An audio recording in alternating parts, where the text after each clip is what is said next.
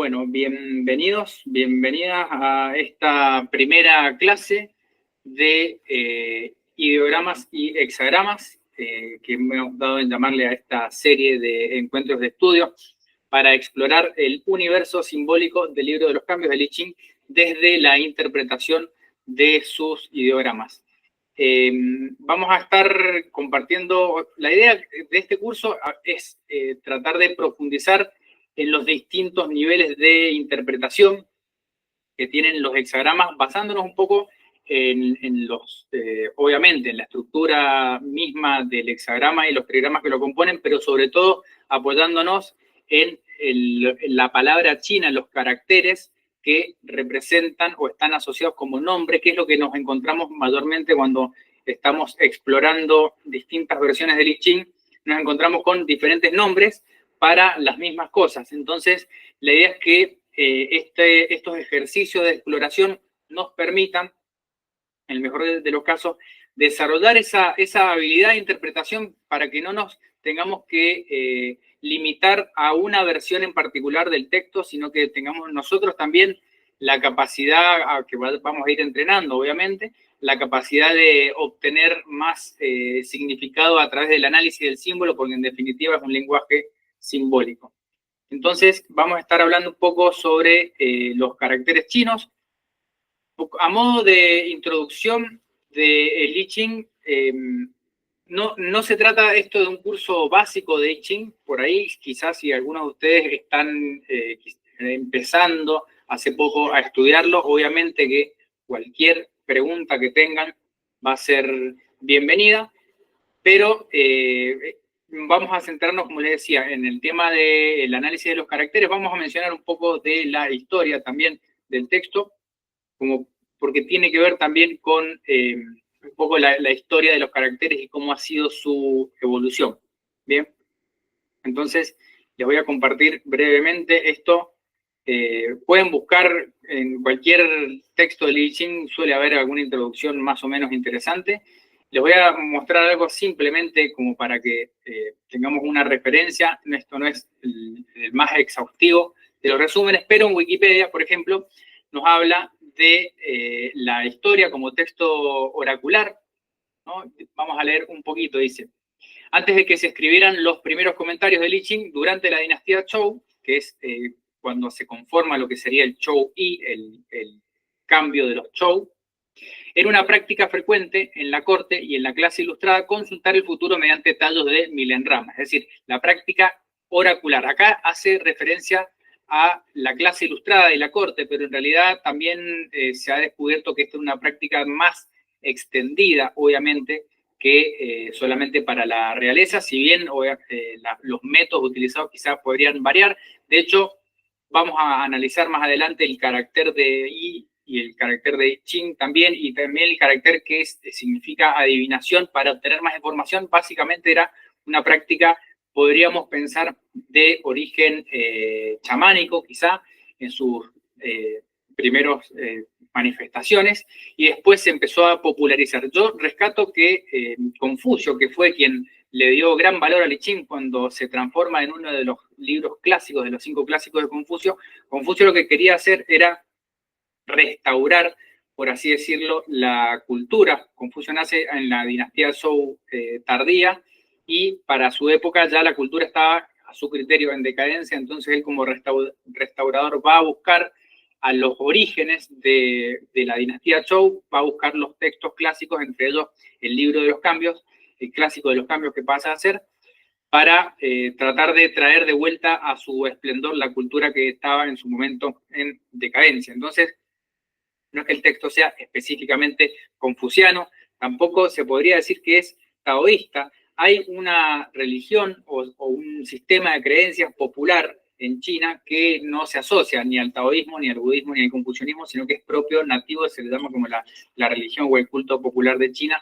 Podríamos pensar que pertenece más a esas manifestaciones. Entonces, bueno, lo que se ve ahí, por ejemplo, es un caparazón de tortuga, la base del caparazón de tortuga, en donde estaban inscriptos algunos de los primeros caracteres de los cuales se tiene registro.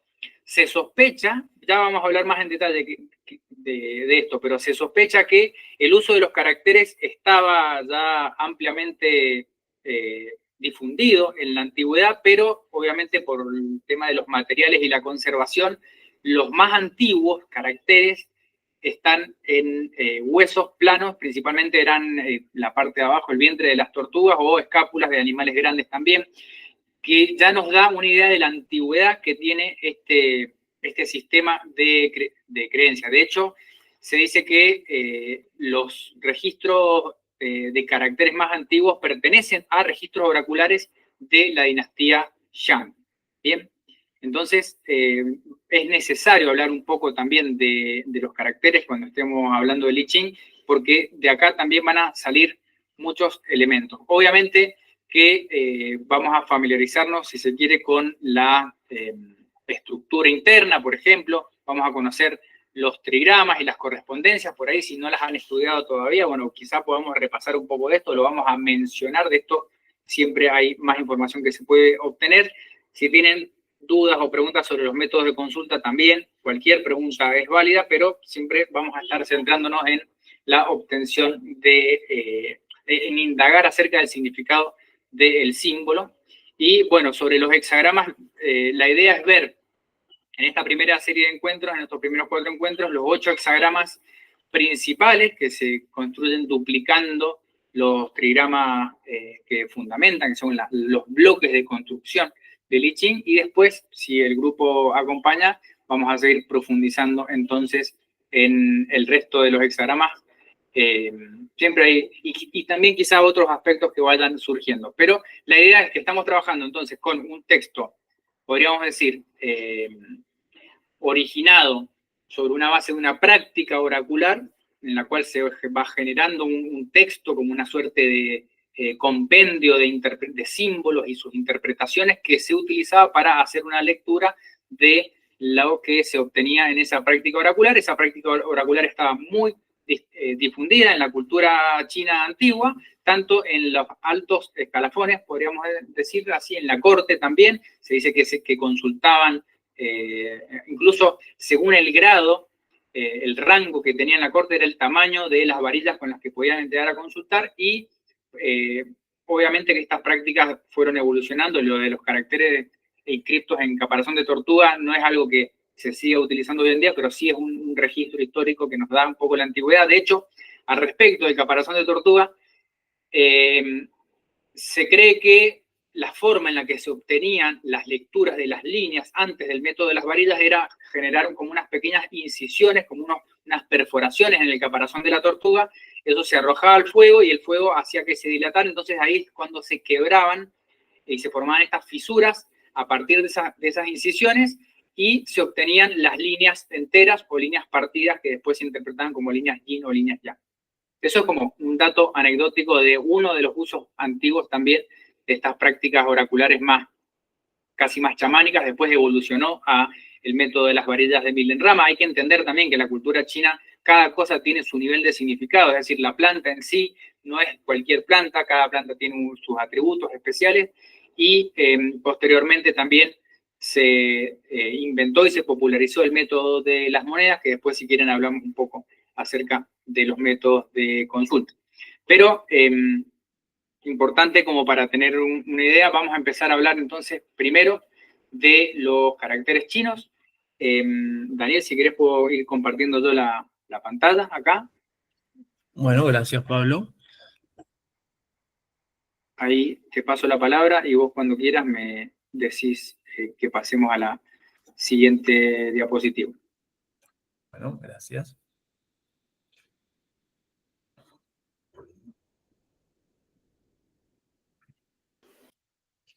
Ahí estamos, cuando quieras.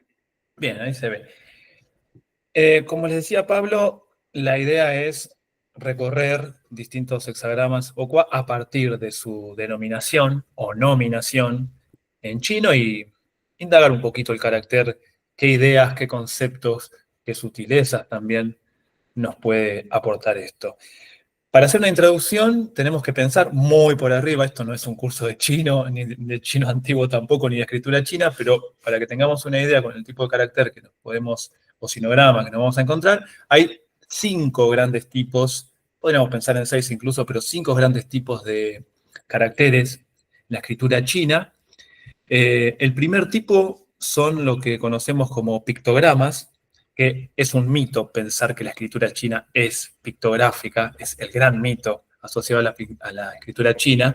Estos son los que se llaman los xianxin, o sea, pictogramas, o sea, una imagen, ¿no?, que tiene un lazo natural entre lo que representa gráficamente y el objeto o el fenómeno que se representa.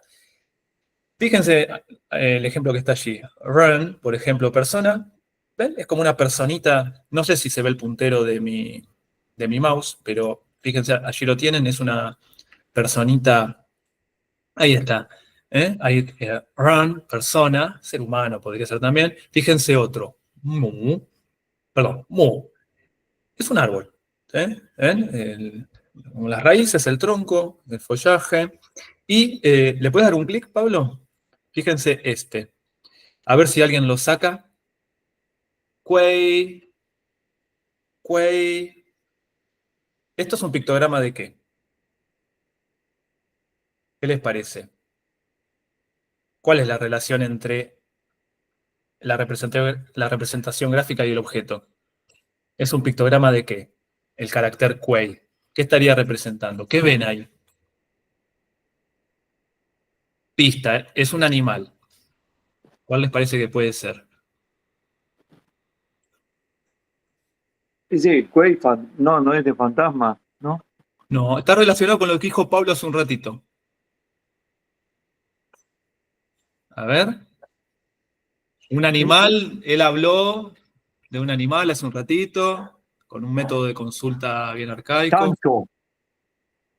No, Chancho va a estar en el. Sí, Está presente en otro hexagrama que es el de familia, justamente el de clan. el de familia, sí. Ya, eso sí es El que está ahí.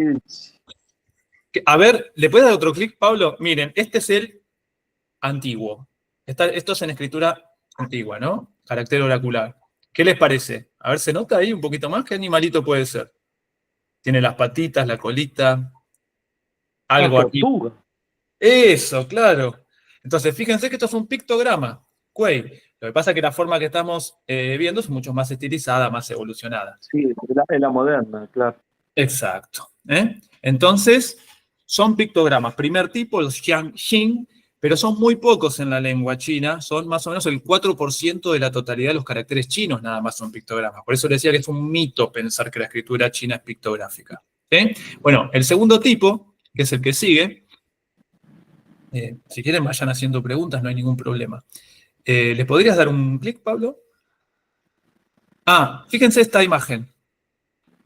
Justamente ahí tienen un halógrafo del mismo carácter, el mismo sinograma, en la ropa de entrenamiento de Son Goku o Kakaroto de la serie Dragon Ball. Que fíjense lo que tiene, justamente, qué pictograma. Fíjense el tipo de carácter. Ya sabemos que es un Xianxin, o sea, es un pictograma. ¿Qué representa lo que tiene en la ropa Goku?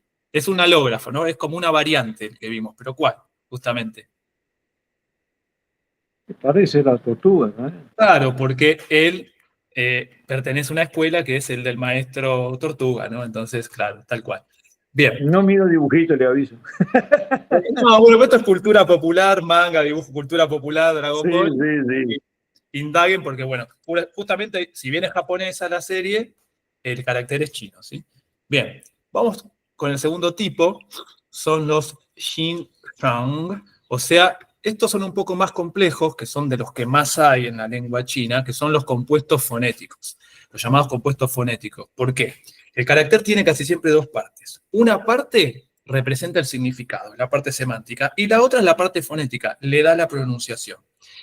O sea, no siempre es así, pero en general, la parte fonética está a la derecha del carácter. Y la semántica, o sea, la que le da el significado, a la izquierda. Les doy un solo ejemplo. Fíjense, el hexagrama dang, pisar, que se combinan dos caracteres, tzu, es decir, pie, el carácter de pie, que es el que lleva el significado, y el carácter justamente tang, que lleva la carga fonética.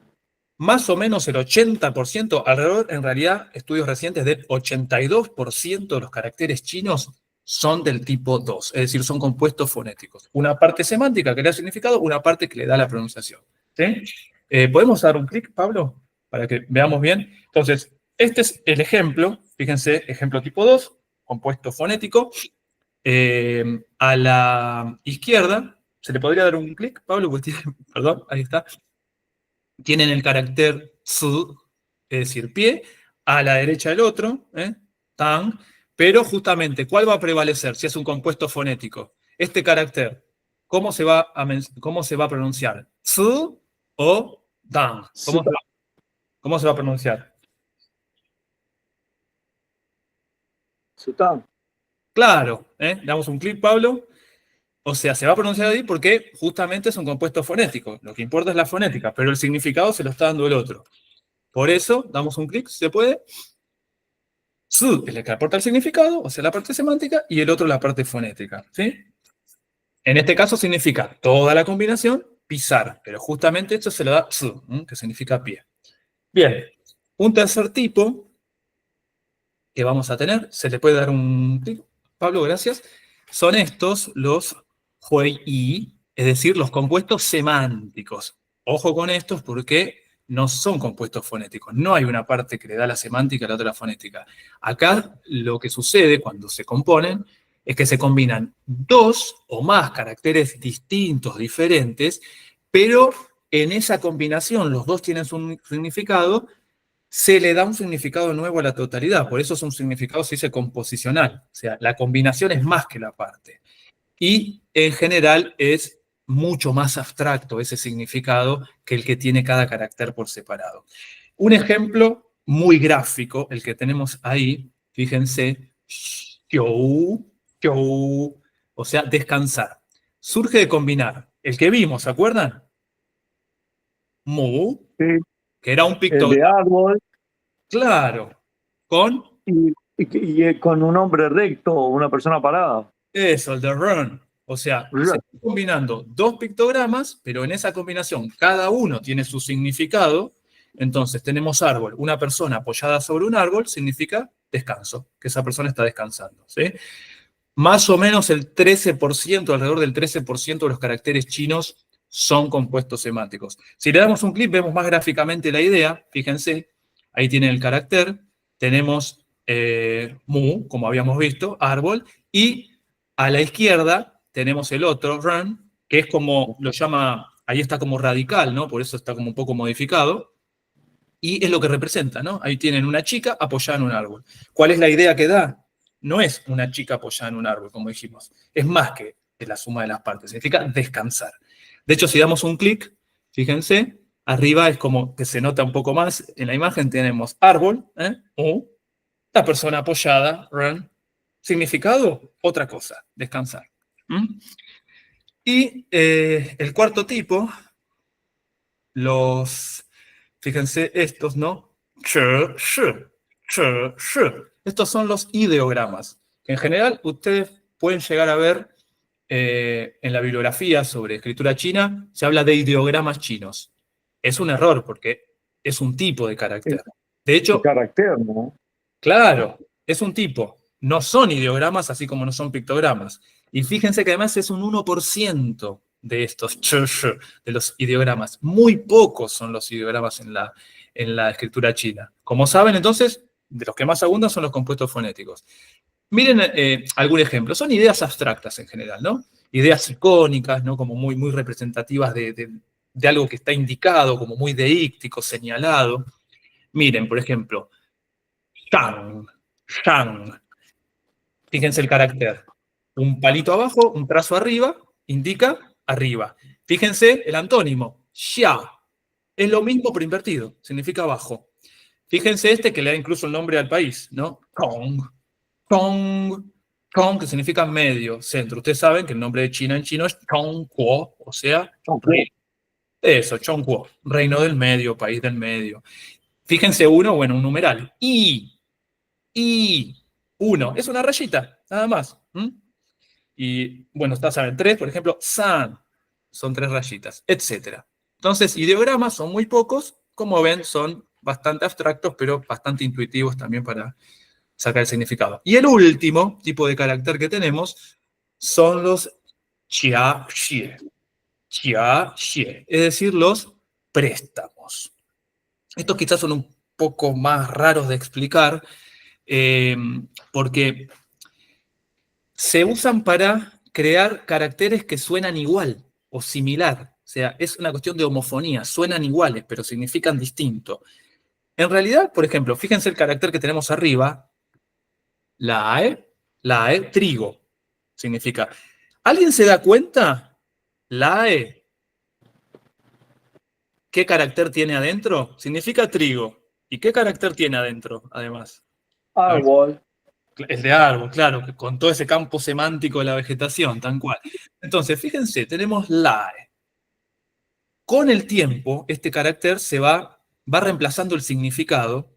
Ya no se usa para designar el trigo, se usa otro carácter. Entonces, como queda medio en desuso, se lo utiliza para significar otra cosa, en este caso, llegar. ¿Sí? Por eso tenemos lae, que significaba trigo, ahora llegar, y para trigo ahora tenemos mae. ¿Sí? Ejemplos de préstamos también, estos son un poco más complejos de explicar, tendríamos que saber un poco más de chino, pero sepan que existen. Los más importantes entonces son los primeros 4, los que vimos, pictogramas, compuestos fonéticos, compuestos semánticos e ideogramas. Creo que por ahora mi parte está, Pablo, muchas gracias. Después volveré con alguna intervención.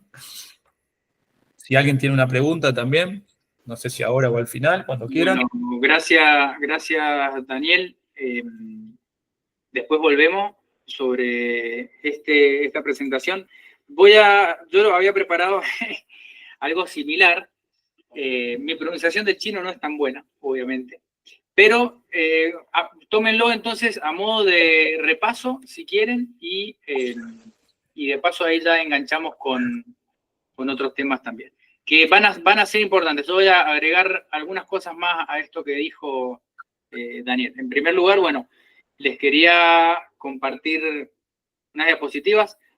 Estos primeros elementos no son míos, son de un curso que tomé sobre el Dao de Jing en la Facultad de Filosofía y Letras con el profesor Agustín Vila, así que le doy el crédito a él porque no son de mi autoría. Después voy a hacer yo los comentarios. Entonces, respecto de los caracteres, tenemos esta idea de que las civilizaciones antiguas tenían este tipo de escritura que todavía vive en China, pero ha entrado en desuso en las civilizaciones más antiguas, como el egipcio, el sumerio acadio, ¿no? Con la logografía. La escritura logográfica, formada por signos que expresan palabras o sílabas, se desarrolla en Oriente y va desde el área del Mediterráneo hasta la costa del Océano Pacífico. Más o menos esas son como el periodo histórico. En China se utiliza desde el año 1300, lo que hay registro, al menos 1300 a.C., o sea, hay por lo menos 3.300 años de historia como está datado, pero, como les decía, se puede sospechar de que quizá el uso ya estaba difundido de otra manera, solo que los registros arqueológicos son aquellos que han durado. Por ejemplo, si hay un uso a modo de pintura o en algún tipo de papel o material que no nos llega al día de hoy, no lo sabemos. El registro más antiguo, entonces, son estas escrituras oraculares que datan del año 1254 antes de tiempo. Entonces, la idea es esta escritura que cada signo tiene un significado propio y se van aglomerando los significados para ir dando la complejidad al lenguaje. Entonces, vamos a hablar del proceso de formación de los Liu Shu, los 6 tipos de caracteres como están clasificados según el Zhou-Wen Jie-Si, que fue como una primera clasificación hecha alrededor del año 100 por Xu Zhen, de los caracteres simples y complejos. Lingüista, podría decir, quizá me equivoque en la terminología, distingue entonces 6 órdenes o procesos que son los Liu, 6 Shu, serían los 6 tipos de caracteres. Bien, teníamos por un lado, como decía Daniel, los pictogramas que imitan la forma en la que consiste el objeto. En este caso, esto que se ve acá es una boca, simplificado al chino moderno, es esta escritura cuadrada, a veces tiene que ver con pronunciación. Cuando aparece este signo puede estar hablando de fonética, de pronunciación, o a veces de a alimentar. Por ejemplo, en una familia, en vez de decir cuántos miembros tiene tu familia, cuántas bocas hay. Es una forma común de expresar, por ejemplo, cuántas bocas para alimentar, con ese sentido. Acá tenemos la luna, como se ve también, y simplificado entonces con esta otra forma, de más o menos como curvado. Vamos a ver que es muy parecido el carácter de luna para el carácter de sol. Acá tenemos el sol, fíjense, es parecido al de luna también, es como un disco con una línea en el medio, bueno, se transforma en esta forma más cuadrada. Y este de acá también es un animal, ahí pueden tratar de adivinar los que lo sepan, pero no solamente es un animal, yo mientras les voy a ir dando pistas, sino que al ser un animal grande, que puede ser visto a la distancia, también significa forma, significa símbolo, que es xiang. El animal en cuestión tiene 4 patas, tiene una cola, orejas grandes y colmillos. Ya pueden decirme, si se animan, cuál es.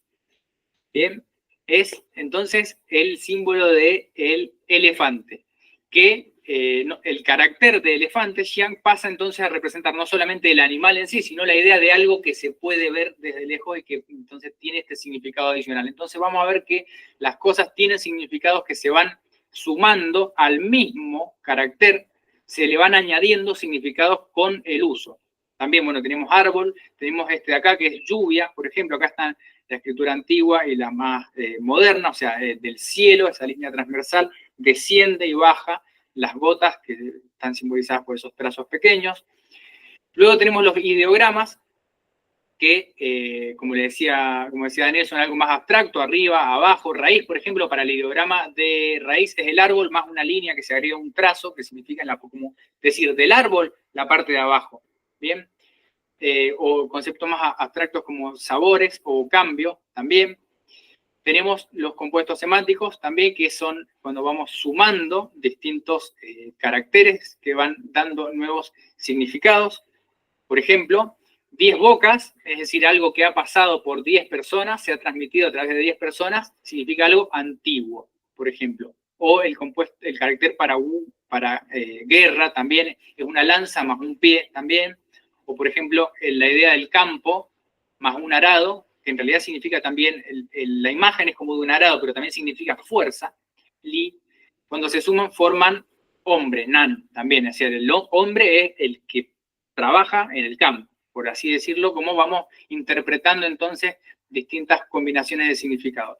Luego aparecen entonces los compuestos también de sonido y sentido, donde va a haber una componente fonética, como ha dicho Daniel, mientras que otra componente puede ser más indicando cuál es el origen. Por ejemplo, aparecen la idea de los radicales, que es decir, el carácter de agua, por ejemplo, se radicaliza, es decir, pasa de ser shui como carácter a un radical, y esta forma simplificada luego se va a añadir para darle el sentido a un carácter, mientras que la otra parte le da el sonido también.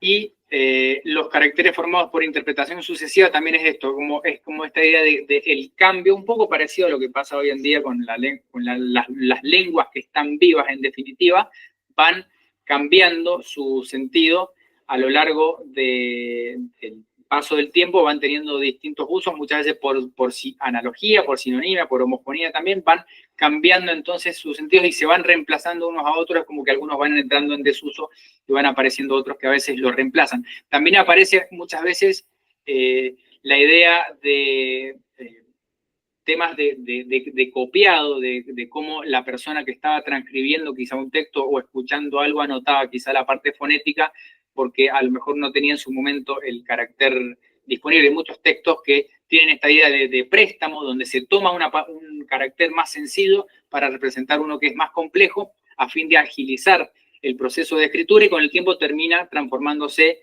en el carácter que se utiliza, como decía entonces Daniel, con la idea de venir y la idea de trigo, por ejemplo. Entonces, eso sería más o menos el proceso de formación. Es algo que va evolucionando y más o menos las formas de los caracteres quedaron fijas desde el año 200 antes de nuestra era hasta el 220 de nuestra era, en la dinastía Han. Es decir, se estandarizó de alguna manera la escritura. Ahora bien, además de esto, tenemos otro nivel de complejidad, que nos habla de la evolución de los caracteres chinos, que son las formas caligráficas, podríamos pensar, que también a medida que va evolucionando el carácter, va evolucionando y cambiando su forma. En este caso vemos el ideograma de caballo, representado en los distintos estilos caligráficos.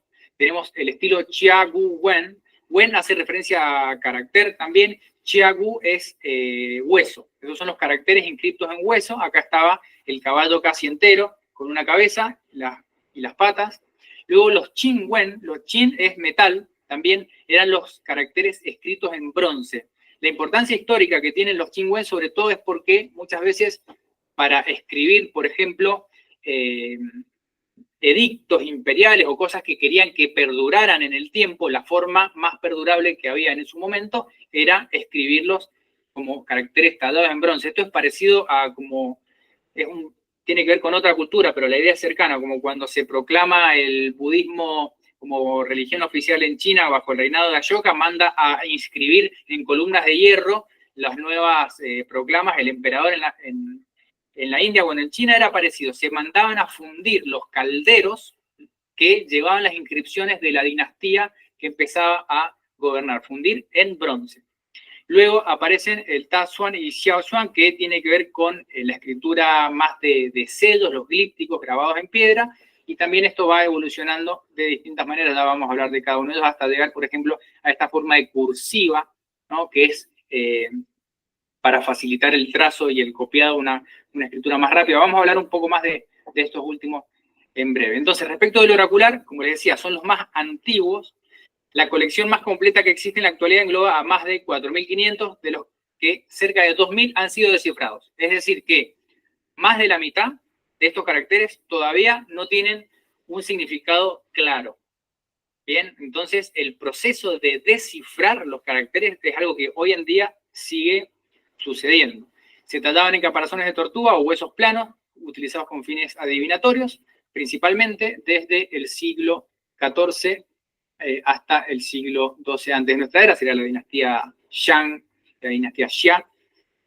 Tenemos los caracteres de bronce, que estos son los de la dinastía Zhou, tallados en metal, principalmente en recipientes y en utensilios. Tienen otra forma estilográfica. Hay al momento descubierto cerca de 8.000 de estos caracteres. Para que se den una idea, muchos de estos obviamente que están en desuso o representan lo mismo, pero expresado de una forma diferente.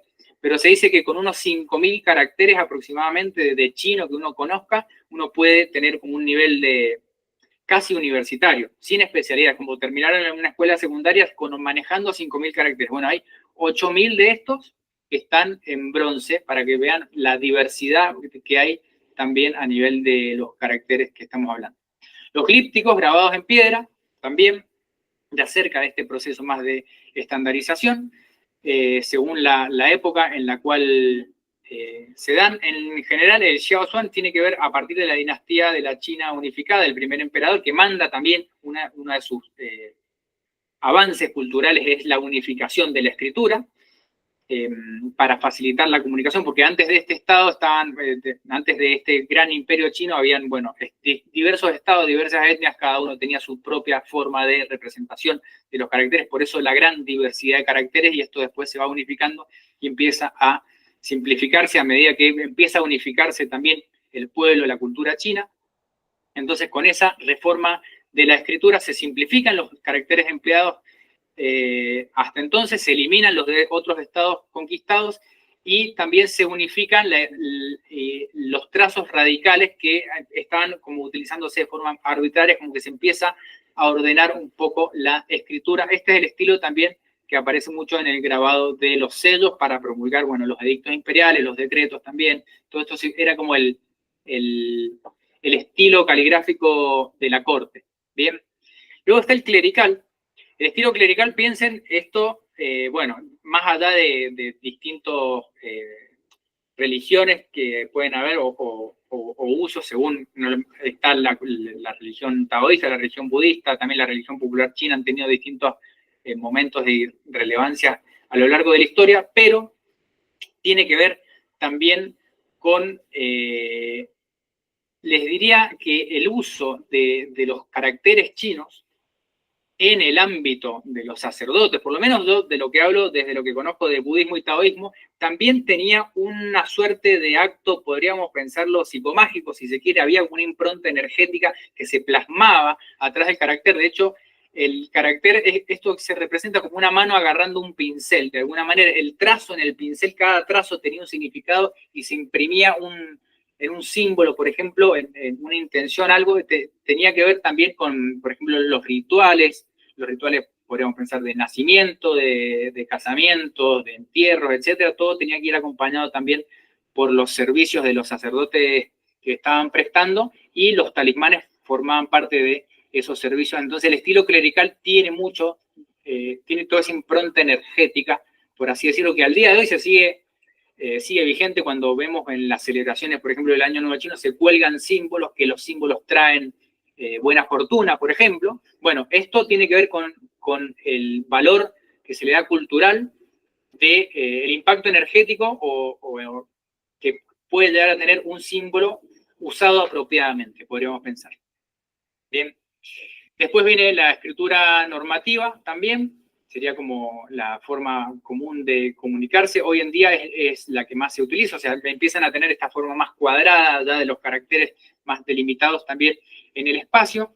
Y tenemos la escritura de cursiva, que también tiene que ver con la dinámica del pincel. De hecho, hay distintos calígrafos que toman a veces como un estilo caligráfico en el que, por ejemplo, el pincel no debe separarse del papel arbitrariamente, sino que está, obviamente los trazos están contados, pero también hay que darle cierta fluidez al trazo. Entonces tiene todo un significado el hecho de la simplificación y la dinámica con la que se mueve el pincel en el papel, que hace que vaya evolucionando entonces a este estilo de cursiva hasta llegar también a lo que se dice herbácea, que es todavía incluso un poco más rápido, pero no solamente una cuestión de rapidez de copiado, sino también tiene que ver con esto de la continuidad del trazo. Habla de la continuidad, por así decirlo, energética del símbolo que se está plasmando en el papel. Bien, esto es una interpretación muy personal, pero para que tengan en cuenta que existe este elemento también, que no es arbitrario el hecho de que no despeguen el pincel del papel para formar un carácter, y por eso va teniendo otra forma. Los grandes calígrafos trabajan de alguna manera con esta idea. Cada símbolo es un trazo que está, es continuo de alguna manera. Entonces, bueno, acá tenemos distintos ejemplos. Esto es todavía distintos ejemplos del estilo caligráfico de herbáceo, podríamos pensar, de la palabra caballo que habíamos visto. Fíjense que a veces puede ser casi imposible de descifrar. Resumiendo un poco, teníamos entonces los oraculares. Esto es un pie, esto que se ve acá a la izquierda tiene la forma de un pie, o sea, el muslo, la pierna, los dedos también. Esto que se ve acá, a ver si pueden ir adivinando a medida que va tomando forma. También el mismo pie en los estilos de bronce. Este dispositivo sigue tomando forma. Vamos a hacer referencia a esto más adelante también, a ver si pueden adivinar de qué se trata. Este sigue siendo el pie, nada más que ahora se estiliza un poco el muslo. Quizás esto sea un zapato y acá una rodillera, hay que ya adivinar un poco. Luego tenemos el glíptico, tallado en piedra, también, esto sigue siendo el pie, y esto, un dispositivo, podríamos pensar. Vamos a ver una pista, hay un eje acá que atraviesa algo. El clerical, que usado, yo les diría más bien quizá por sacerdotes, en talismanes, por ejemplo, o en ceremonias también. Y la regular o normativa, que es lo más parecido a lo que tenemos hoy en día como lengua oficial escrita también. La cursiva, ya empieza a deformarse un poco el trazo, y la herbácea, que empiezan a aparecer un estilo más libre, si quieren, a gusto, a criterio del calígrafo. De todas maneras, este de acá que se ve es muy parecido al carácter normativo actual para la palabra que, bueno, si no la adivinaron, es un carro, un vehículo. Puede ser un taxi, puede ser un bus, puede ser un tren, un carro, algo que se mueve, ¿no? Que antes estaba representado por como un eje y dos ruedas que transportaban algo. Entonces, estos son otros ejemplos. En este caso acá tenemos el carácter de agua, del estilo de tallado en huesos, al estilo de bronce, algo que fluye entre dos orillas, también, tallado en piedra, el clerical, bien, y el normativo es lo que utilizamos hoy en día, junto con los otros estilos, estilo cursivo, estilo Orbacio también. Entonces, esto va a estar presente a la hora de interpretar. Bien.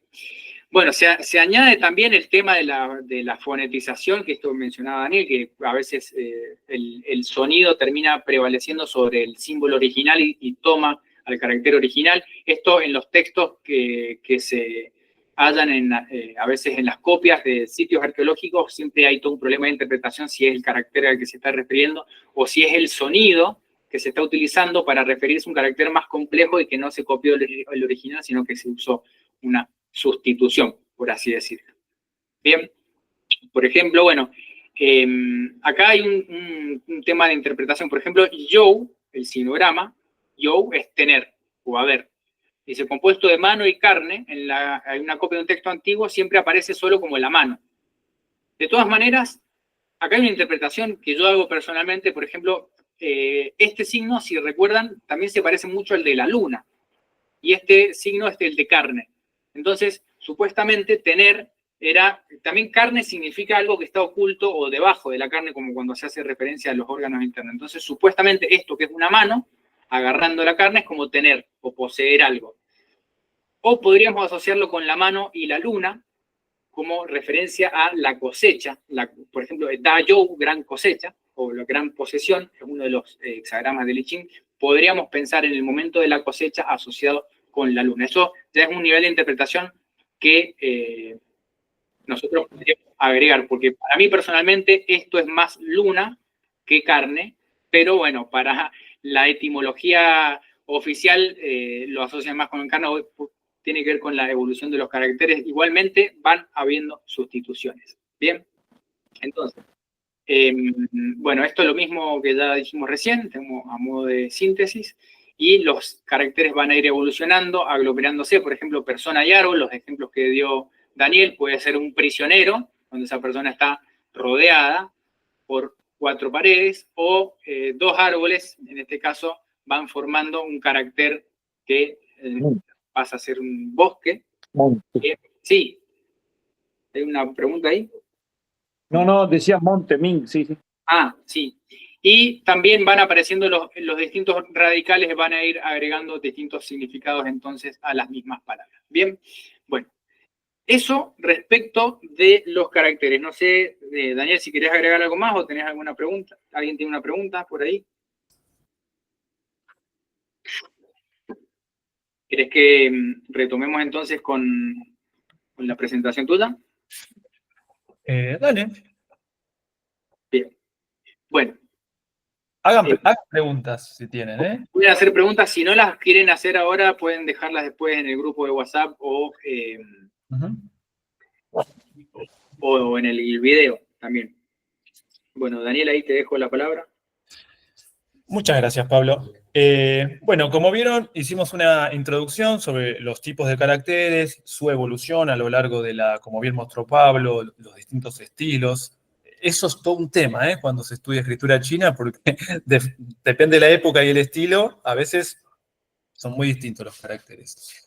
Y eso no es ajeno a lo que es la estructura textual del texto que nos convoca, que es el I Ching, justamente, tiene diferentes también niveles de escritura y estilos. Ahora vamos a pasar a una parte que es justamente la que convoca y le da el nombre a este curso, que es ver los caracteres que se utilizan para designar o para nombrar los primeros 8 qua u 8 hexagramas del texto canónico, ¿no? El que conocemos, que es la base, es el Chouyi, o sea, con arreglos numéricos hexagramáticos propios de la dinastía Zhou, a partir de lo que se conoce Wen Wang o rey, bueno, no es un rey, un soberano, bueno, ¿sí? Voy a hacer una pequeña introducción, después Pablo lo va a profundizar. Voy a tomar de referencia, podríamos tomar cualquier otro texto, pero voy a tomar de referencia esta traducción del I Ching, que justamente es la de Cyril Javary, que no está traducida al español, es un libro que aún permanece en francés, es voluminoso, tiene mucha información, y en cada entrada de los 64 hexagramas, él, además, en una de esos apartados, hace una especie de desglose interpretativo, no etimológico, pero un desglose interpretativo de cada carácter, cada sinograma asociado con cada qua o hexagrama. Al respecto, bueno, hay una serie hicimos sobre historia de las traducciones, ahí si les interesa se menciona un poco más in extenso esta traducción en particular. Entonces, comenzamos haciendo una muy breve introducción. Vamos a ver hoy simplemente y brevemente los dos primeros en este arreglo. Empezamos con Chien, que ya todos y todas los que están aquí seguramente lo conocen, es familiar. Y como dice Cyril Javary, tiene dos partes. O sea, ya que tenga dos partes, medio que nos está orientando que no es un pictograma, no es un ideograma. Si tiene dos partes, ya sabemos que va a ser un tipo de carácter, ¿no? Carácter compuesto. Claro. Y hay que ver qué tipo de compuesto. ¿Se acuerdan que vimos dos tipos de compuesto? ¿Cuáles eran? Semántico y fonético. Eso, semántico y fonético. Entonces vamos a ver vamos a dilucidar entre todos, todas, qué tipo de carácter es. Sabemos que no es ideograma y que no es pictograma, mucho menos un préstamo.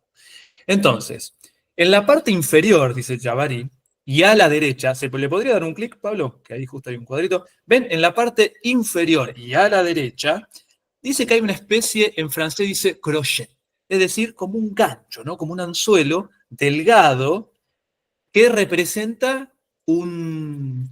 Corazón. ¿Cómo, Eduardo? Corazón, No, como si fuese como un anzuelo.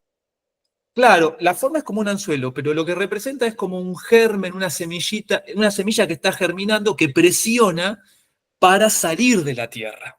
Es eso que está ahora marcado, ¿no? Entonces tenemos ese primer componente y, dice él, cuando este germen empieza a crecer, va a estar representado en el texto por otro carácter. Fíjense qué interesante. Ya aparece en Chien, pero cuando empieza a crecer, aparece en el Qua3, o sea, Chun. ¿Se le puede dar un clic, Pablo? ¿Ven? Este carácter evoluciona. Fíjense qué orgánico que es el texto, porque ya está presentado, digamos, algo así como no manifestado en potencia, lo que va a aparecer en el 3, que justamente este brote ya saliendo de la Tierra, ¿sí? Que es el hexagrama 3, justamente, o el Qua3. ¿Podemos pasar a la siguiente, Pablo? Entonces, eso con respecto a este ganchito que tiene, y el resto del sinograma forma un todo, hay que verlo como un todo que tiene tres elementos, podemos distinguir tres elementos. Arriba y encima del brote del ganchito sería el follaje. ¿Se le puede dar un clic, Pablo? Ahí. ¿Ven? Eso sería el follaje. Sacando el ganchito, todo lo demás hay que interpretarlo como un todo, ¿no? Entonces tendríamos el follaje, debajo está o sea, el sol, se le puede dar un clic, ahí ven, ahí está como el sol, y debajo del sol, dice él, hay una especie de croix, ¿no? O sea, de cruz, se le puede dar, no, creo que, no, perdón, volvemos a no. Entonces, incluso dice, la forma antigua de esta cruz representa vapores, ahora Pablo va a decir algo sobre eso, vapores que están bloqueados al nivel de subsuelo. O sea, hay una energía que todavía está en el subsuelo. Fíjense toda la idea que da, toda la información que hay.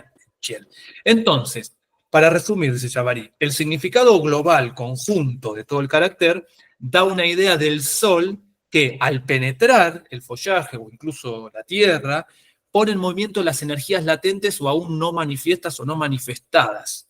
Eso que justamente va después a complementar un poco con el siguiente. Le damos un clic más, por favor. Entonces, tiene un sentido material, que es un poco este que vimos, y el sentido figurado, dice Javary, indica el lugar donde sale el sol y hacia el que tiende todo lo que crece. ¿Cuál es el lugar donde sale el sol y que tiende todo lo que crece? El cielo. Por eso está tan asociado con esa simbología también. Y desde la dinastía Han, se va a limitar el uso de este carácter al dominio puramente imperial, como un carácter que implica poder justamente imperial, y se lo asocia simultáneamente con el símbolo del dragón, que va a ser un símbolo muy importante a su vez para designarlo. Ustedes saben en que cada línea está muy presente la idea del dragón, pero con toda esta complejidad de significado que estamos viendo. De hecho, fíjense la imagen, tienen un dragón y tienen el cielo, que es un animal celestial. A diferencia de la tradición judeo-cristiana, no es un animal del Averno, al contrario, es el representante por excelencia de las energías estas, ¿no? Estas energías, podríamos llamarlas así entre comillas, creativas.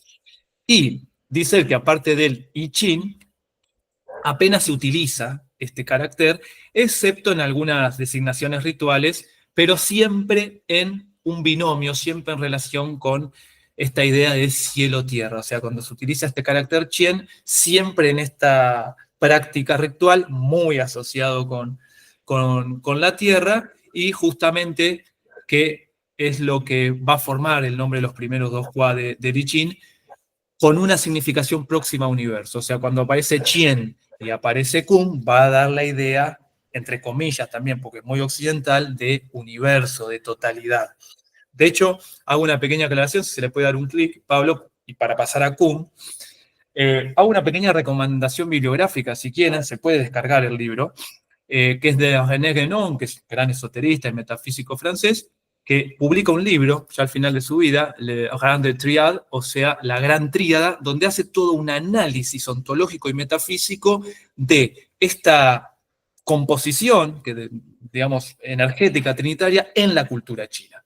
De hecho, les muestro un pequeño gráfico, fíjense, él explica este primer ternario, dice él, donde tenemos uno, que sería el principio no manifiesto, y cómo se desglosa, si conocen cosmología china ya saben de qué estamos hablando, se desglosa en dos energías distintas entre sí, pero ambas concordantes en lo que es la creación de una manifestación o de lo real, que, si le podemos dar un clic, Pablo, podemos asociar tranquilamente 2 con Chien y 3 con Kun. ¿Qué pasa cuando en esta visión de las tríadas en la cosmovisión china se juntan Chien y Kun? Bueno, ya vimos lo que era Chien, ahora tenemos que ver lo que es Kun. ¿Qué pasa? Se invierte la tríada, fíjense si damos un clic.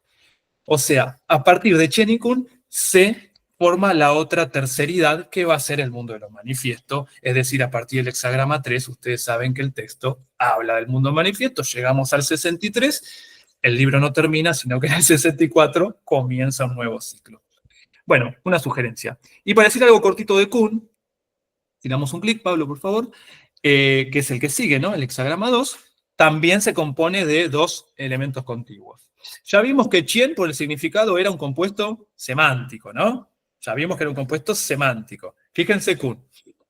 A la izquierda, dice Jabari, hay un signo, si le podemos dar un clic, Pablo, es ese que tienen ahí marcado, que indica la Tierra, pero la Tierra en tanto que suelo, el humus, no el planeta, el suelo, la parte fértil, ¿no? Del suelo, de la Tierra. Entonces tenemos ese carácter, de hecho si le damos un clic, Pablo, ahí lo ven, que fíjense, es muy similar, eso significa la Tierra fértil.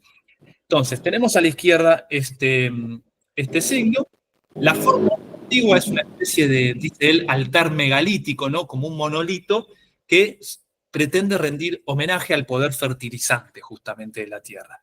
Y este origen, dice él, es espiritual, más que agrícola, que es justamente un homenaje a la fertilidad que es propia de la tierra, y esto es natural en un pueblo que siempre ha sido sedentario, no es un pueblo nómada del chino, es un pueblo muy asentado en lo que es la fertilidad de la tierra. Entonces tenemos este primer componente en Kun, y el otro, Pablo, si le damos un clic, a la derecha van a ver que aparece otro signo, no es un carácter también, que da la idea de extensión.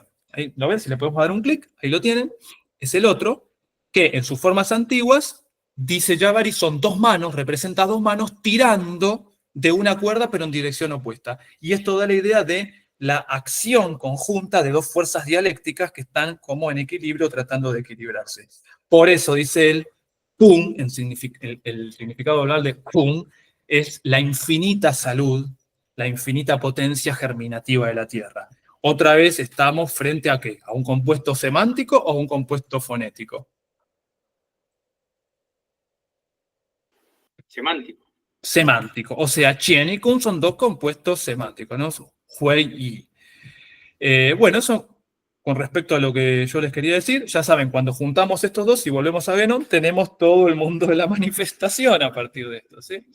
las fuerzas latentes y las fuerzas que se van germinativas o que van dando origen a la vida, justamente en el planeta, en el universo o en el plano que lo quieran pensar.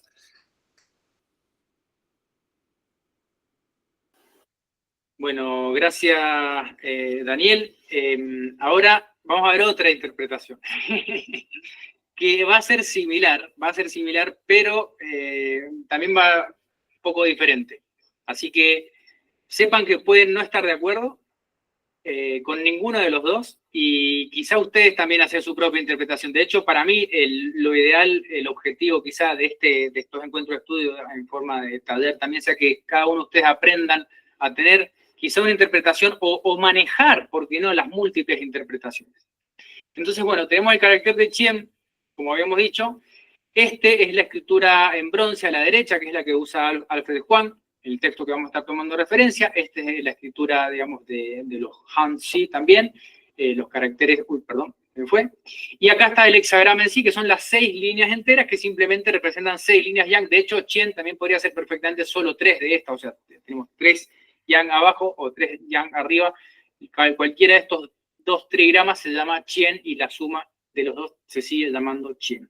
Veamos abajo la evolución, un poco distintas versiones de este mismo carácter. En algunos queda de manifiesto, por ejemplo, el brote de hierba arriba, en algunos queda de manifiesto con esta idea del sol, abajo quizá puede haber una figura quizá de agua, no se entiende bien. Este sí, por ejemplo, el que está bien, les voy a mostrar, bien claro acá sí se ve bien el brote abajo que está como empujando para salir hacia afuera. Y acá a la derecha empieza a formarse cada vez más clara la idea de un algo que está como este gancho que decía también Javari, o una mano que aparece. Bueno, yo le voy a dar mi propia interpretación, basado también quizá en unos significados un poco más modernos. No estamos diciendo que el original sea el único y el correcto. Acá hay una tendencia a creer en el estudio de lo chino que lo más antiguo es lo más correcto o lo más superior. Y tendríamos que pensarlo quizá también como algo evolutivo que va cambiando de forma, como lo es el mismo libro de los cambios. Entonces, de Chien, les voy a ir leyendo, esto está en inglés, pero les voy a ir leyendo. Si uno va al diccionario coreano, japonés, chino, vietnamita, que es CJKB, uno puede entrar con este carácter y va a decir sequía, seco, de secar, o vaciar, como si uno tomara agua o se succionara algo, el cielo, el emperador, el principio calentador del sol, lo que penetra y lo que fertiliza, o el principio generativo también asociado a lo masculino. Bien. Hay otras versiones de este carácter más antiguas que la que estamos manejando, pero está esta idea de un exceso de energía yang, si lo vemos desde el punto de vista, por ejemplo, de la medicina china, un exceso de yang que termina consumiendo el yin, si está solo desequilibrado, pero también es como el principio del yang, de la energía celestial del sol también. Entonces tiene que ver con esto, con lo penetrante, un calor que penetra, que fertiliza, también como principio masculino, que seca, también asociado al amanecer. Ahí estaba esa figura del sol saliente y al primer hexagrama. Si uno va a la descomposición de los caracteres, esto lo van a ver si quieren en la página Hanzi Yuan, que sería como la etimología de los Hanzi, de los caracteres. Puede estar asociado también, acá está como una persona, también aparece el radical de persona, puede estar asociado a tanto el amanecer como el atardecer. Y este gancho que aparecía a la derecha, hoy en día significa chi, que sería algo así como pedir, como una petición o como una súplica también, y está asociado con el carácter de chi, que ya vamos a hablar, el carácter de chi, que son estas 3 líneas horizontales que alcanzan a ver, si bien la de abajo tiene como ese gancho, se dice que representaba originalmente el vapor saliendo, como la niebla saliendo de la tierra y ascendiendo al cielo, formando las nubes. Ellos veían el chi, chi significa aire, significa energía vital, significa hálito, significa vapor también. Entonces es algo que va ascendiendo desde la tierra hacia el cielo, tiene ese movimiento ascendente, pero también representa el vapor, también, o el oxígeno, el aire, la energía, todo eso representa chi.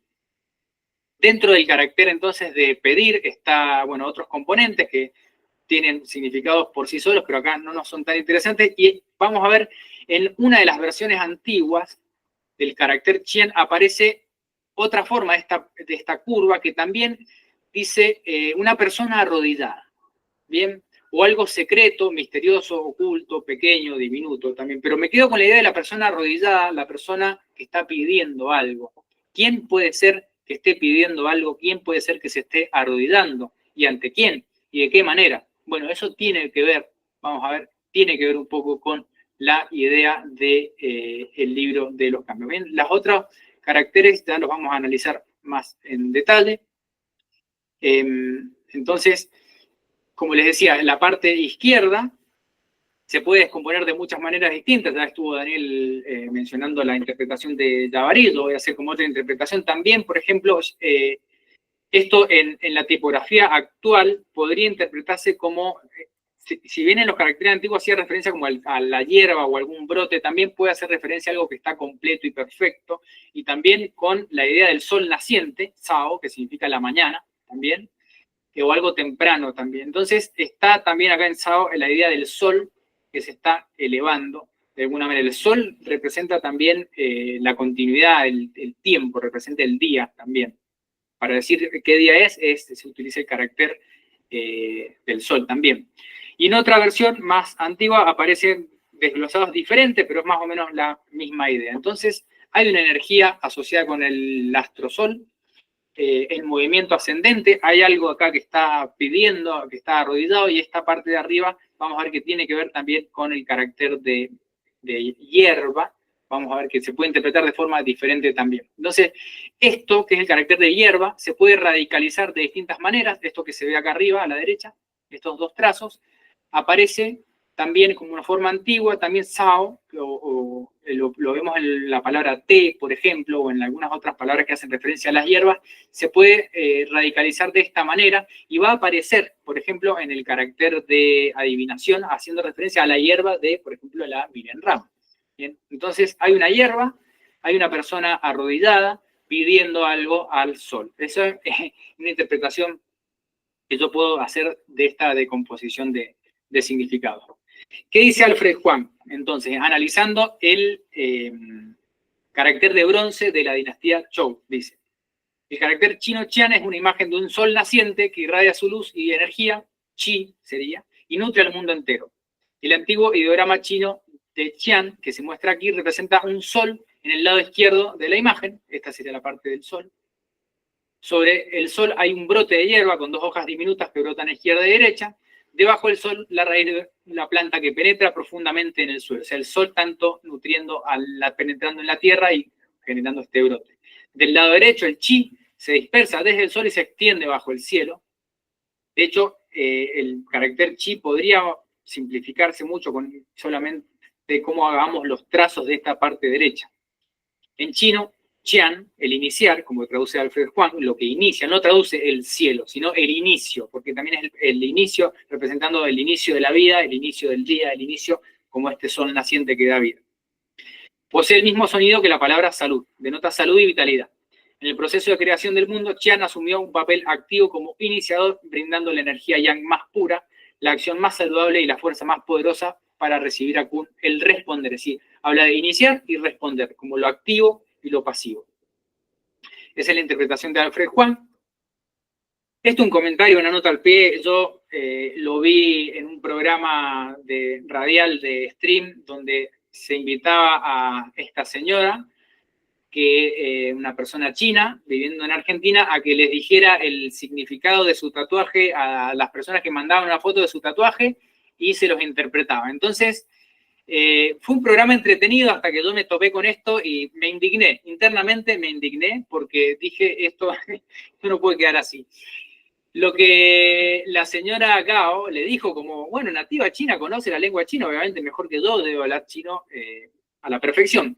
Pero la interpretación que le dio del carácter de Qian, le dijo, eso significa seco. Es decir, se quedó solo con la definición, la primera definición, ni siquiera le dio alguna, sino con la primera definición del diccionario, que es seco. Y la persona que probablemente cuando lo eligió, había algo así como, me imagino, principio creativo, vitalidad.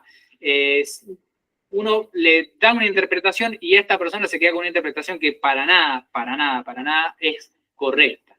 Solamente bajo cierto contexto puede ser algo seco, como quien deja algo secarse ante el sol, por ejemplo, si estoy secando cuero, si estoy secando hierba, ¿no? Pero para nada significa solamente seco. Si quieren, después busquen el programa que dice realmente tu tatuaje chino y ahí le escriben en los comentarios sus opiniones. Pero para mí no hay que quedarse solamente con una interpretación, ni creer que una persona por ser nativa china y hablar el chino va a interpretar el chino antiguo bien. Todo tiene su debido contexto. Bien, esto es una nota cultural al pie. Ahora, si vamos a Kun, vemos también el hexagrama Kun, compuesto de 2 veces el trigrama Kun, que ya en los caracteres antiguos aparece casi en su forma de trigrama, ¿no? Como 3 líneas partidas, como algo que se abre para recibir, como la tierra fértil que se abre para recibir, por ejemplo, una semilla. Van a aparecer, bueno, este compuesto semántico donde está lo que representa la arcilla o la tierra propiamente dicha y la extensión del campo. De hecho, este carácter, este radical es muy parecido a la palabra atián, a un campo atravesado desde el principio hasta el final. Y aparece esta otra versión donde hay 2 elementos arriba, que parecieran 2 personas saltando como para pegarle una pelota de vóley, que es una escuadra, representa una escuadra, un elemento de medición. ¿Bien? ¿Por qué es importante esto? Porque también el cielo, se dice, es redondo y la tierra es cuadrada. Redondo simbolizando lo cíclico, lo que se repite, como el ciclo del día y la noche, y cuadrado en su extensión representando los puntos cardinales. Entonces, si hacemos este mismo ejercicio de interpretación, Kun en el diccionario como un signo adivinatorio significa la tierra, también principio femenino o el trigrama Kun. Tradicionalmente tenía esta idea de lo que cede, lo que obedece, se habla de la sumisión o la obediencia también, porque responde a ese principio activo que es el cielo, y se puede descomponer entonces en esta componente que es tú, que hace referencia como a la arcilla. También a mí la arcilla me gusta mucho por su significado alegórico de aquello que viene un principio activo creador y le da forma, que lo tenemos también en la cultura judeocristiana, y el carácter que hace referencia a la extensión. Entonces, y en esta otra versión más antigua aparece fan, que más allá que hoy en día es un apellido muy común en China, significa un instrumento de medición, también como representando lo cuadrado o una región.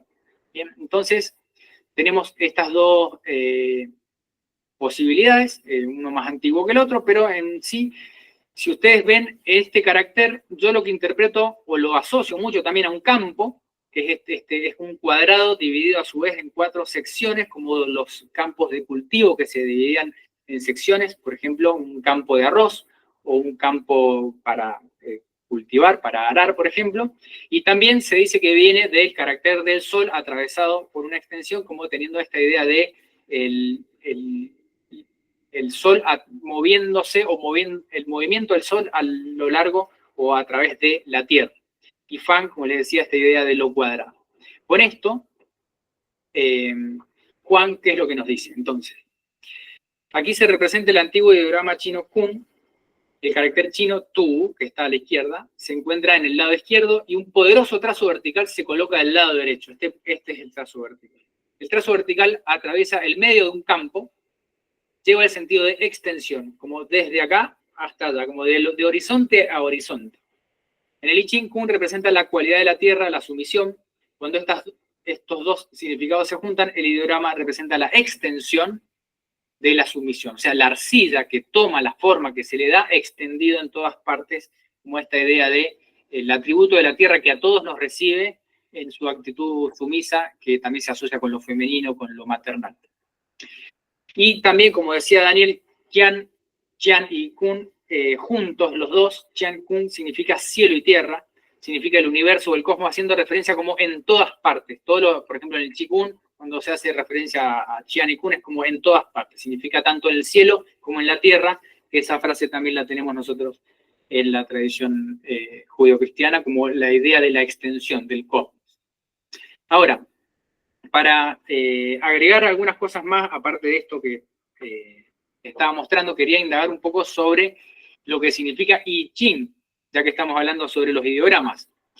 I, que es el primer carácter, que es cambio, también significa simple, haciendo referencia a el Chou I, por ejemplo, el cambio de los Chou, hace referencia a la adivinación, porque en la dinámica del I Ching están las líneas de cambio que nos van dando los hexagramas mutantes. Cada uno de estos símbolos representa un hexagrama y cada hexagrama a su vez puede estar en movimiento y mutando hacia otra situación. Se dice que en su significado original significaba algo así como cuidar algo, y hoy en día significa algo fácil, algo que cambia también, compuesto del sol, y también abajo, en realidad cuando se forman estos dos es como un animal también, se pueden ir pensando qué animal puede llegar a ser, un animal que cambia muy fácil también, aunque a veces se puede descomponer como en distintas partes, en la parte de abajo del carácter, puede ser como un cuchillo o algo que envuelve. Bueno, en realidad yo me quedo más con la idea de un animal, ya vamos a ver por qué. Y después Qin es clásico. El Zhou Yi, que es el cambio de los Zhou, tiene ese nombre porque antes también se dice que la dinastía Xia y la dinastía Shang tenían su propio libro de los cambios, pero pasa a ser un texto clásico después de la influencia confuciana. Cuando se agregan todos los comentarios de Confucio, pasa a ser uno de los textos clásicos, y Qin significa entonces clásico. Clásico, que es algo que debe ser estudiado y pasado, es decir, es algo que pasa a otro nivel de jerarquía, casi como a ser tratado como un texto sagrado, como el Tao Te Ching, por ejemplo, que originalmente simplemente se llamaba el Lao Tzu. Entonces, ¿qué significa Qin?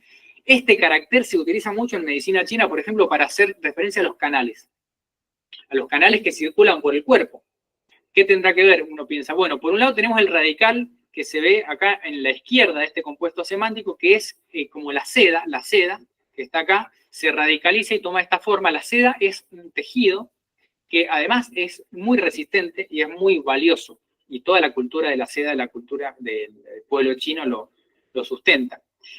Cuando se junta también con la parte derecha, esto puede hacer referencia como a la urdimbre de un telar, o sea, hay un entramado también que está trabajando. Y esta urdimbre del telar también está compuesto de Kong, que esto aparece en Qi Kong, por ejemplo, que significa trabajar, o un trabajador, o un lugar donde se trabaja, un espacio, por ejemplo, donde hay un techo, un piso y una columna en el medio, que se ve acá, y también como un río que circula, como algo que fluye de alguna manera. Entonces, también está como esta idea de río subterráneo, de algo que está circulando por debajo. A mí me gusta como esta idea de interpretar de que estos textos clásicos son entonces como un tejido, como una trama de alto valor, que a través del trabajo de las personas que lo han construido puede fluir de generación en generación, transmitiendo su significado. Sí, diga ahí.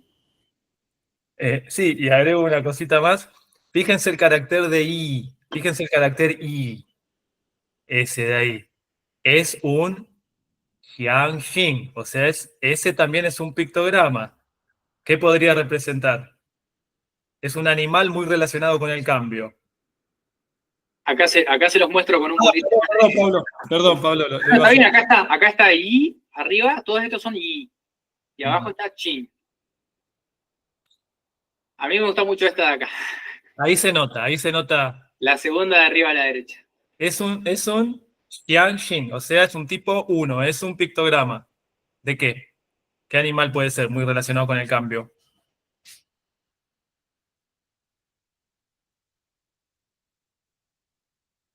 Bueno, vamos dando pistas si quieren. Estamos en el reino de los reptiles. Los reptiles ya de por sí cambian la piel cíclicamente, pero en este caso es un reptil que tiene... ¿Qué cosa? No, tiene cola y 4 patas. Tiene cola y 4 patas este reptil. Un reptil. Sí. La tortuga. No es una tortuga. ¿Un lagarto? Pues sí, es un lagarto. Un lagarto muy particular. Es un camaleón. Camaleón. Un camaleón que cambia fácilmente según la ocasión. Bien. Ahora, fíjense, este de acá también, para mí, en esta versión, más que un camaleón, yo vuelvo a ver una persona arrodillada, implorando, con los brazos, con las manos juntas en posición de oración. Quizá estoy dando rienda suelta a mi imaginación, pero es lo que yo estoy viendo. Y en esto, abajo está Qin en sus distintas versiones. Bueno, aparecen distintos elementos, como los capullos de seda, por ejemplo, aparece el agua, aparece el lugar de trabajo. Pero hace referencia a los clásicos. Los textos clásicos, recuerden, tienen esta categoría de texto sagrado. Bien, entonces, el clásico de los cambios, o el clásico del cambio, es el I Ching, pero podemos ver un poco más de significado en sus caracteres antiguos. Y por último quería agregar esto, que es el acto de adivinación, Shi, que es adivinación con varillas de plantas, ¿no? O puede hacer referencia directamente a la varilla misma con la que se adivina, que son las varillas de Milenrama. Aparece este radical arriba que hacía referencia a la hierba, como te había dicho, y debajo tenemos el hexagrama,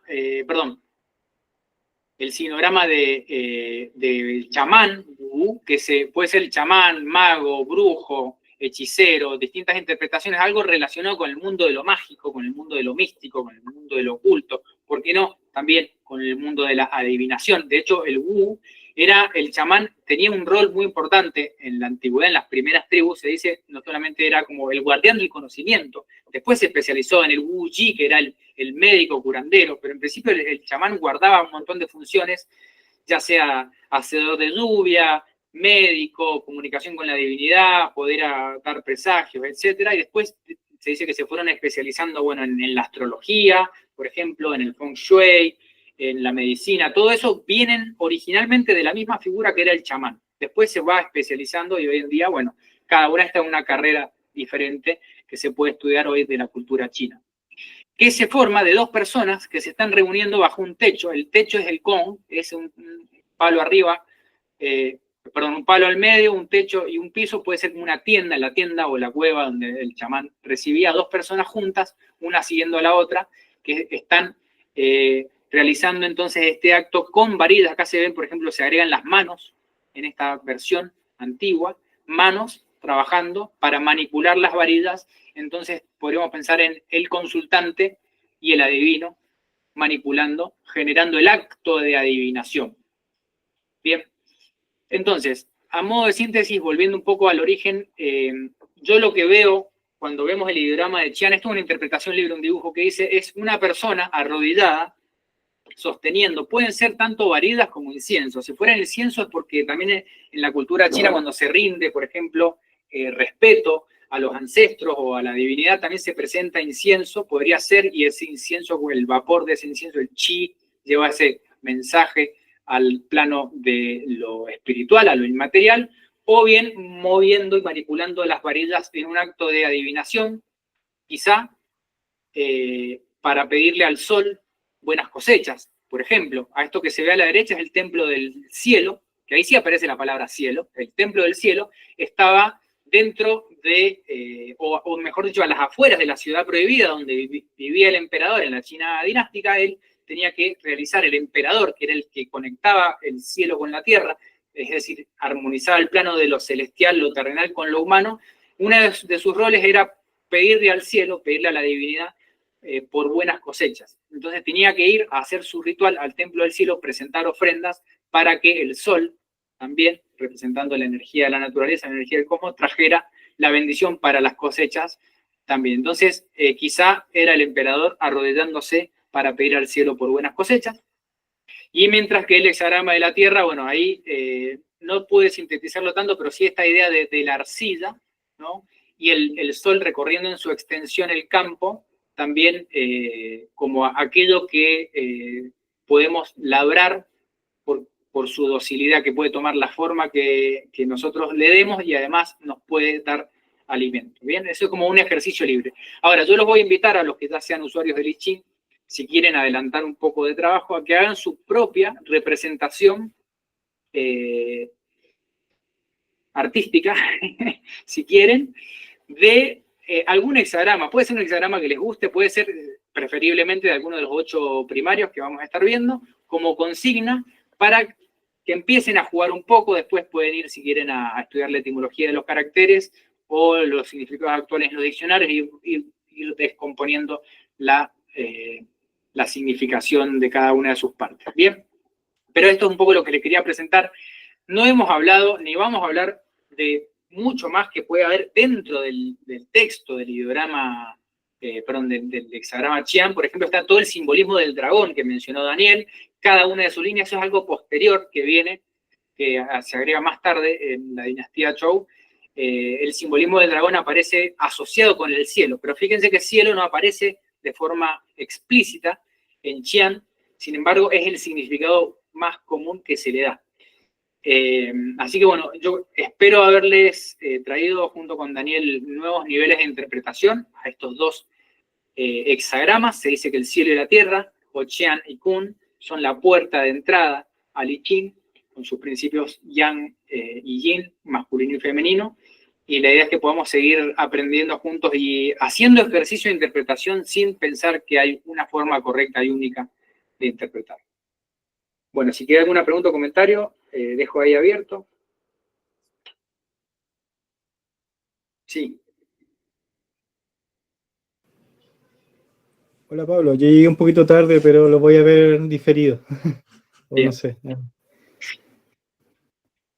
Bueno. Fíjense que qué interesante lo dice Pablo, y qué interesante y qué rica que es la lengua china, sobre todo en su escritura también, que nosotros hemos propuesto desde un lugar enunciativo de Pablo, el mío, como una suerte de polifonía, y fíjense que si bien estamos hablando lo mismo, trabajamos con el mismo material, qué diversidad interpretativa, ¿no? Qué diversidad hermenéutica. Y si suman ustedes diversidad hermenéutica, tiene eso, la lengua china o la escritura china, que hay tanto, sobre todo en estos compuestos no semánticos, hay tanto significado por separado y cuando se junta en una forma, que no sé si notaron la cantidad de valores, matices, incluso connotaciones que tiene cada uno y eso que vimos los dos primeros. Seguramente les habrá pasado, como a nosotros, mientras lo hacemos o mientras lo escuchamos, cómo se dispara, ¿no? La imaginación, esas facultades un poco más creativas, simbólicas, el sol, la tierra, los brotes, la fertilidad, el chi, puede ser infinito. Es eso, justamente. Es una variabilidad, es una diversidad, y encima después tenemos que combinar los 64. O sea, puede llegar a ser realmente infinito. Es un festín semántico, es un festín interpretativo de significado que nos invita a desglosar una y otra vez el texto. Por eso también consideramos que es importante por lo menos conocer estos caracteres básicos que le dan nombre y no se quedan solo en un nombre. Como dijo Pablo, cielo y tierra. Quizás es muy occidentalizado pensarlo así. Noten todas las implicancias que hay, todos los supuestos que hay dando vueltas para llegar a sintetizar en Occidente como cielo y tierra, dos hexagramas mucho más amplios, más ricos y más complejos en su significación. Bueno, gracias ahí, Daniel, por los comentarios, gracias a los que han estado presentes. Vamos a estar trabajando para abordar al menos en los primeros 4 encuentros los 8 signos fundamentales del I Ching, y luego, si el grupo acompaña, también avanzar con los hexagramas como una línea posible de interpretación. Todas las preguntas son bienvenidas. Si tienen preguntas, como decía, de interpretación, de métodos de consulta, de lo que quieran, las pueden hacer y las iremos respondiendo. Así que, bueno, quedo ahí atento a los comentarios y nos veremos entonces la próxima. Voy a subir este primer encuentro para que esté disponible y después, si quieren acceder a los otros, agradeceremos su contribución. Pablo, una pregunta. Sí. ¿Las clases las van a seguir haciendo los martes o las pueden hacer más bien los lunes? Ya veremos. Yo tengo unas clases que dar de Chikun y preciso se me cruzan. Mientras que los lunes no tengo clase y entonces ahí me favorece. Si me pueden colaborar en esa parte. Con los que estén ahí contribuyendo vamos a ir coordinando horario y fecha. Listo. Y lo otro, de también, ¿estás traduciendo algún libro de esta parte? Tengo el de Ángel Juan completo traducido y empecé con otro texto pero no llegué hoy a terminar, pero estoy con el I Ching budista. Después vamos a hablar un poco de eso si quieren, si llego a la próxima clase. Muy bueno, muy buena, muy interesante la clase. Muchísimas gracias. Sí, también a los que estén contribuyendo les voy a dar entonces el texto del hexagrama de Alfred Juan, de los hexagramas que estamos estudiando, y del I Ching taoísta de Liu Ming, para que puedan ver distintas interpretaciones. Bueno, no sé si tienen algo más ahí para aportar, si no vamos cerrando. Gracias por estar presente y nos vemos la próxima. Gracias. Gracias, Pablo. Gracias. Gracias. A la próxima.